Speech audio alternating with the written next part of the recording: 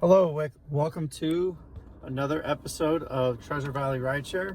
I am still your host, Jeremy, and I have with me today, and we're going to do an episode.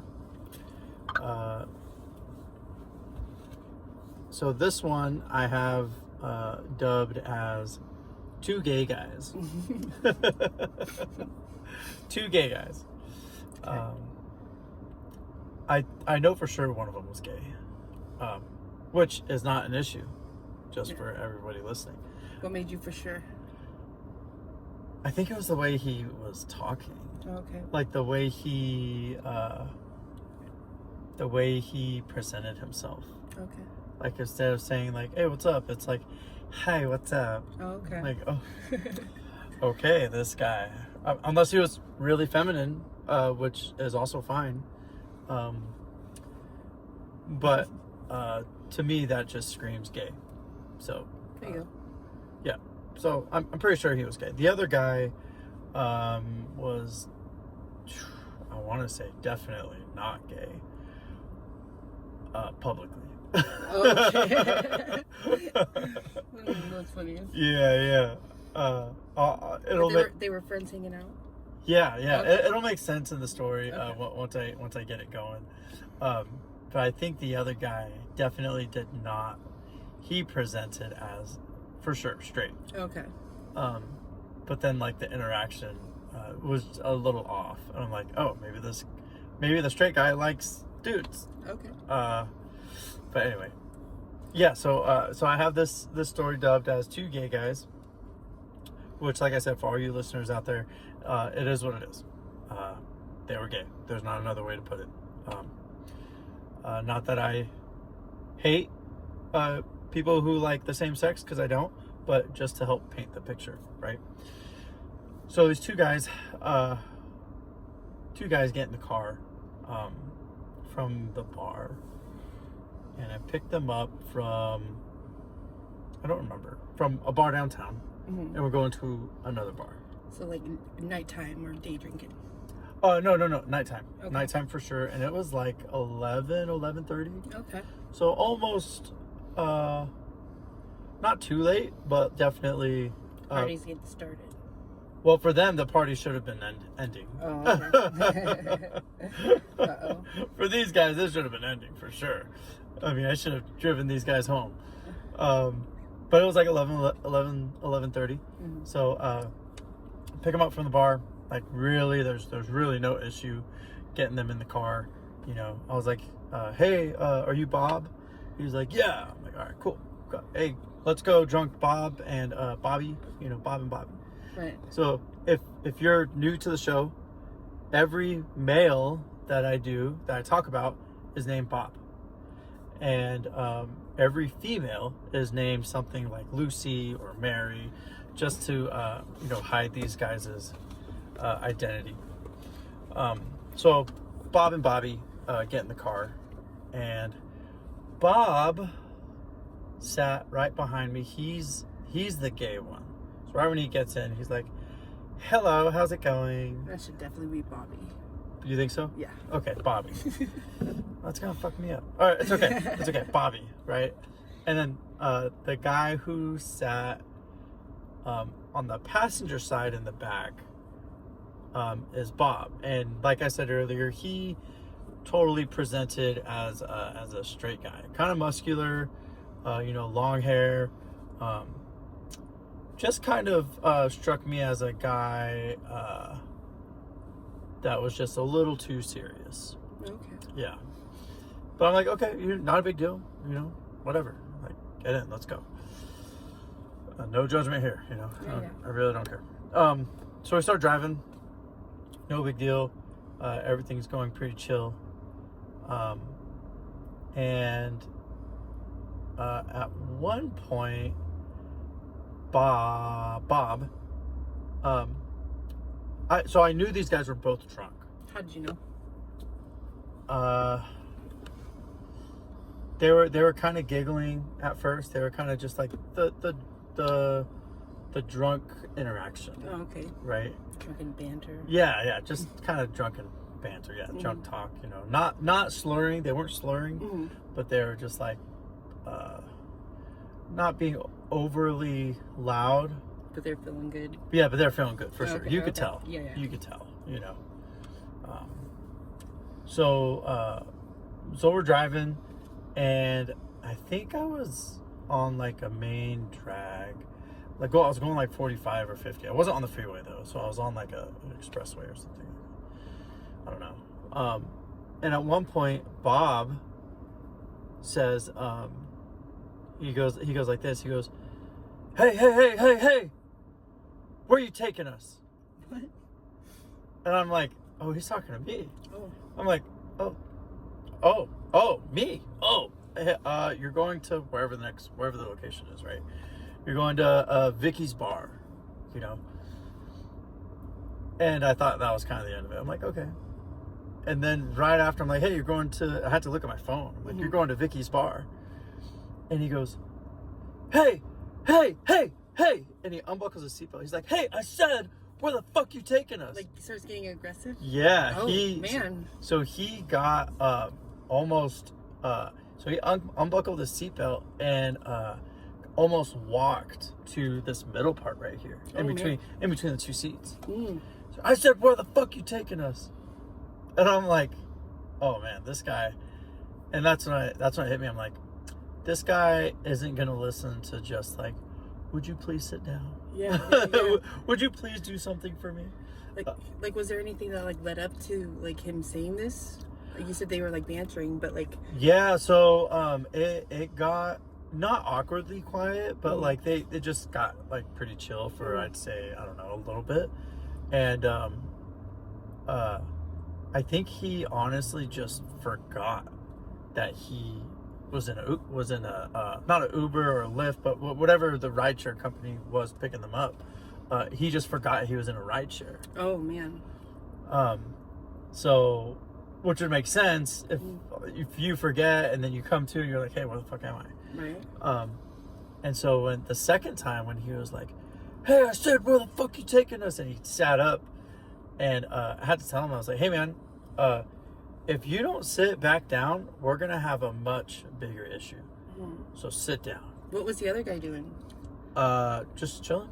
He didn't like stop his friend like, hey man, we're going to a Vicky's bar. Yeah, so not the first time. So not the first time when I'm like, hey, you're going to Vicky's bar.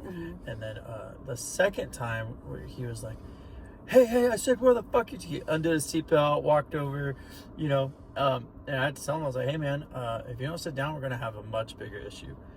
And he was about to like start yelling again, and that's when the friend was like, hey bro, why are you being rude to the driver?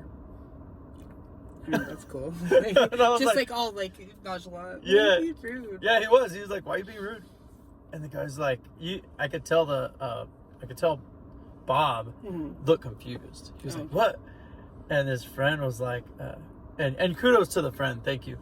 And the friend was like, yeah, man. He's like, sit down, bro. Like, don't be rude to the driver. And he just broke it down for him. He's like, hey, I ordered the ride. I paid for the ride so we could go have drinks and we could go have fun. And this is what kind of tipped me off during the story that maybe Bob liked dudes. Okay.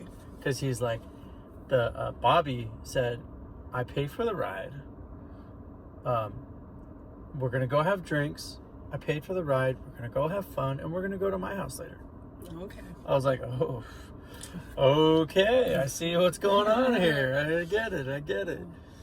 And then that's when Bob kind of sat down. And you could tell he kind of like, he's like, oh, fuck. Yeah. Don't tell the driver this. Yeah. So he like sat down, he put on his seatbelt, and he's like, hey, man,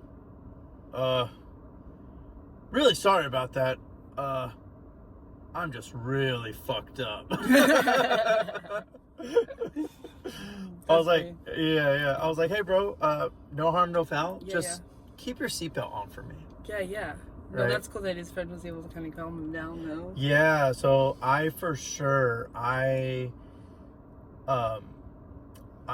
had that feeling, like if this guy didn't listen to me that time, like, hey, sit down, we're going to have a bigger issue. because he was like walking, like between the seats. yeah, he was like walking borderline, almost forcing himself in between the seats into like my space, or where the steering wheel is. And I was like, dude, I'm gonna have to like break this dude's nose with my elbow. Ooh, that's I'm scary. gonna have to like, like pull like, over and like, dude, like no way. You know, really, like, what's your plan of action if something like that really does happen, though? Well, the thing is, it's like, I mean, I could tell by the body language, like with me, this guy was not going to calm down. If it was just me and him, this guy was not calming down. Okay. You know, with the yelling, like, hey, where the fuck you taking me? Because now if I think about it in his shoes, if I all of a sudden come to, I don't know where I am, I'm being kidnapped. Yeah. So I'm going to act aggressively, right? Yeah. But as a driver, I don't want this guy to act aggressively, and he's not going to calm down. So I was thinking, like, I'm going to have to make the first move, because if he makes the first move, I'm automatically at a disadvantage because I'm driving. Yeah. Like, I'm going to have to like pull over, like elbow this guy, or elbow this guy, pull over at the same time, because I want to keep the advantage. I'm not going to like let myself get suckered. Yeah. And now it's a bad night, and now all this shit happened, when I could just tell the friend, like, or even tell the cops, like, no, he was yelling at me, he was acting aggressive, he didn't know where he was, like, he asked me where the fuck I was taking him, like I kidnapped him. So yeah, I'm gonna make the first move to defend myself, to get this drunken guy, who I don't know what his intentions are, off my back. Right. It almost makes me think that they didn't really know each other very well, because if he comes to and doesn't really like recognize the guy next to him, you know, that's why he's asking you. I wonder if this guy just got him, like, was getting him drunk and. So I'm glad you brought that up, because Bob, after that incident, Bob's like, hey, I'm really sorry about that, I'm just really fucked up. I'm like, hey dude, no harm, no foul, like, just keep your seatbelt on. He's like, yeah, man, I just finished doing 10 years in prison. Oh, shit. So I was like, oh, so yeah, he likes dudes. Oh, I mean, you know, that doesn't have to be a prerequisite, but. Yeah, but. Hanging out with Bobby, yeah, I guess so. Yeah, I mean, no judgment, you know, like, whatever. you could, like, you could identify as a caterpillar, I don't care, but then it all, like, clicked. Okay, right? that makes sense, yeah. So he's playing like the masculine role, right? Yeah. Very clearly. Yeah. You know, but yeah, so. Well, that explains his aggression a little bit. Yeah. You know, I mean, like, upfront aggression anyway. Yep.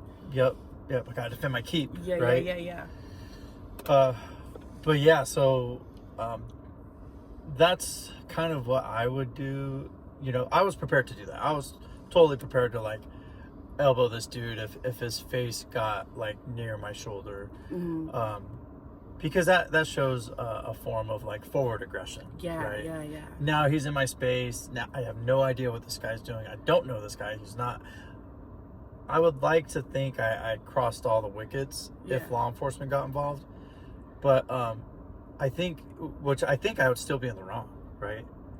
Because I think I would have to like, well, did the guy actually do anything to you? Well, I don't know. Right. No. Well, I feel like the moment he crosses the threshold between your seats, I mean, you're driving a vehicle. I feel like that would be the line. Yeah. You know. And I guess pulling over would be the first before elbowing him. I don't know, but I mean, if he's grabbing at your wheel or something, I feel like you'd be in the right. Yeah. Which I totally felt like when he unbuckled the seatbelt, got up, I'm like, oh man, like. My first thought was, oh, we're going to be fighting. Yeah. Like, out of all of my rides, I have like 4,000 rides or something, 5,000. Yeah.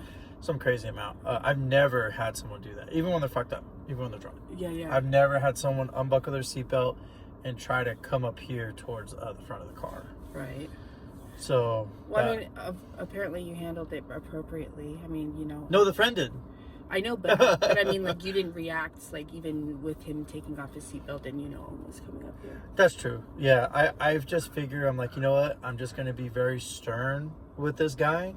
And if he doesn't listen, then we do have a bigger issue, right? Right. But like I said, thankfully his friend was there and just broke it down for him. And maybe they didn't know each other. Yeah, I don't know. Mm-hmm. I didn't even think about that. Yeah, because why wouldn't he recognize the friend? Yeah. And he'd be like, where are you taking Well, maybe you're feeling a little weird. Maybe if that's something that he's going into openly for the first time. Well, maybe he did recognize him, but there was like a more than friendship there with Bob, Mm-hmm. and he's like, well, I don't want to ask my friend to seem like I don't know what's going on. Right. To keep that alpha male. Okay. presence. Yeah, I see what you're saying. You know. Yeah. But, yeah. So. I'm glad Bobby was able to calm down. Yeah. That'd be scary. Yeah. He even apologized right before they got out. Oh, that's I cool. drove him to the bar. He's like, "Hey, man, I'm really sorry about that." Bobby did for the friend. I'm like, "Dude, it's okay, man. It's all right. Like, no harm, no foul. I'm not worried about it." Yeah. But those two definitely should have gone home. Oh no. You're like, They should have gotten driven home, and I almost suggested it, but I was like, you know what? You gotta let people live their own life, right? Yeah. So, I wonder how their next Uber driver was. oh shit, man. Yeah, if if you're an Uber driver and you're listening to this and you know exactly what I'm talking about, you gotta let us know how that ride was. Right. Oh man. Oh man, that was crazy. That's funny. Yeah, so that's pretty much the story. Yeah, that was a trip. That was, like I said, that was the only time where I had to not threaten the passenger, but I was like, hey man, like, fucking sit your ass down. Yeah. Oh man. So is that the only one that you feel like it's gotten that close to, like, you having to actually Like physically, mm-hmm. like having to like put my hands on someone. Yeah. Sorry, I have a smart car. It's yelling at me. I feel like, yeah, that's probably the one. I mean, I've had arguments and banter back and forth Mm-hmm. with guys before, but I'd say that was the one closest. Yeah. Right. Where I almost had to like get physical with someone. Right. I think that's the only thing that's kept me from doing like the rideshare, like as a female, just is like that part. Like if I'm by myself and there's male riders in the car, like that part. I mean, I feel like most people in this area are decent and wouldn't give me a hard time, but I feel like out of the 4,000 rides, if that was one, I would definitely be at a disadvantage. Yeah. For sure. Typically people are pretty chill. There was an Uber driver that came in here the other day, and she's like, yeah, I had a crazy set of riders, and she goes, I drove this couple, and right as I'm dropping them off, the guy says to me, hey, do you want to come inside for a threesome? Oh boy. I was like, oh shit. I bet that happens often. Oh, with female drivers? Yeah. And male drivers. I could imagine it happens with both. I've never been asked that. Oh, really? Okay. You must be just very lucky. I guess so. Uh-oh. Yeah. That's funny. No, I've never. Nah. But I try and keep it like professional. Well, yeah. I try to keep it professional, especially when I could tell the person is like wants to be in their own world and their own bubble. And I had a guy the other day. He came in and he had music playing on his phone, and I was like, "Hey man, how's your day going?" He goes, "Good." That was it. That was a conversation. Okay. And he was just listening to the music on his phone, so I just turned mine down, and it was pretty clear he wanted to be left alone. So I just pretty much turned off my radio and I let him be. That's cool. But do you get like positive reviews like from people that you wouldn't think you would, like that are just kind of quiet or anything like that? yeah, there was one time I drove this girl to the airport, and I don't know if she just I don't know if she was shy, or I don't know if she maybe didn't know how to ask appropriate questions. Like I'm not really sure what the deal was, but I remember I drove her from like Meridian or downtown Boise to the airport. Okay. And I asked her, hey, how's your day going? And she's like, oh, it's going good. you know. I'm like, oh, okay, cool. Where are you flying to? You know, you're going to the airport. Like, where are you flying to? Yeah. She's just like, going through the normal questions. yeah, and she's like, oh, I'm headed back home to Montana. I'm like, oh, okay. But like it wasn't short, but the conversation was like, she wasn't leading it. yeah, she wasn't really leading it. There was really no follow-on questions coming from her. So about halfway through the ride, I just stopped talking, you know. And she ended up giving me a $10 tip. Oh, that's cool. Yeah, I was like, oh, okay, cool. I mean, maybe she did want to be left alone, and you know, but yeah, I don't know. That was pretty surprising. I'm like, oh, sweet, thanks. Do you find it's like kind of hard to read people sometimes, or do you feel like you got a general like pretty good at reading people, like for that kind of thing? So I usually give people minimum 2 questions. Hey, how's your day going? And depending on their answer, like, because I don't know what's going through their head either, right? So, hey, how's your day going? And they say, good. Like, oh, okay. And in my head, like, depending on their body language and their reaction and how they answer the question, will kind of determine if I ask another question. But my second question is usually like, how was your weekend, or how's the day treating you, or how has your week been? Something like very general. They could expand if they wanted to, right? You know, like, oh, my week has been, you know, crazy. I had this or that, or it's, oh, my week's been fine. Yeah. You know, I've gotten into a rideshare where the driver didn't say anything. Yeah, I hear a lot of that. And I'm just like, maybe they don't speak English, or, you know, something. But I mean, because I'll say hello at least, you know. Yeah. No, just stoic, just looking forward, like. And I'm like, Yeah, I mean, that's okay. But too. I mean, the ride is still good. They just are just quiet the whole time. Yeah. So I give people a minimum 2 questions. If after that second question, they're still fairly short, then I'm not going to ask any more questions unless they initiate it. Because if they're not going to, and I don't mean be respectful like in a bad way, but like if they're not willing to just like engage or do a little bit of banter, then they want to be left alone, right? Yeah. And if they don't want to be left alone, then they want to engage, right? There's really kind of a little bit of a gray area, but not really. Okay, yeah, you'll know where you want, right? Yeah. Okay. So I give them about 2 questions, and then I kind of shut it off, you know, unless they're willing to keep the conversation going, and that's fine too. You know, some people do want to be left alone, and that's great. You know, what I do wish is I wish people would articulate that part more. Yeah. You know, because I have had it a couple of times where people will come in and be like, hey, I have to take some business phone calls. Just so you know, I'm going to be on the phone. Cool. Yeah. And I turn off the radio and I keep the ride like as quiet as I can until they're like, oh, okay, hey, we're all good. Like, how's it going? How do you feel like about the communication like on your longer rides? Like where you're going from like, you know, an hour plus ride? Usually almost all of those have been pretty okay. They've been pretty okay. I mean, they know it's a long ride. I know it's a long ride. And the times I've done those, the conversation has always been pretty good. Oh, cool. Yeah, so that's helpful. Thankfully, right? Yeah. Thankfully. I really haven't had a long drive where it's been awkward. That would suck. Yeah. That I would bet. be, yeah, horrible. Yeah. But I mean, that's not 4,000 rides, or how many did you say? 4,000 or 5,000 rides? Yeah. That's good. That's good odds then. Yeah, on one app it's like 2, on the other one it's like 2,700 or something. Awesome. Like I think I'm close to 5,000. Yeah, something like that. I can. But yeah, so that was the story of the two gay guys. 2 gay guys. Bob and Bobby. Bob and Bobby. Yep.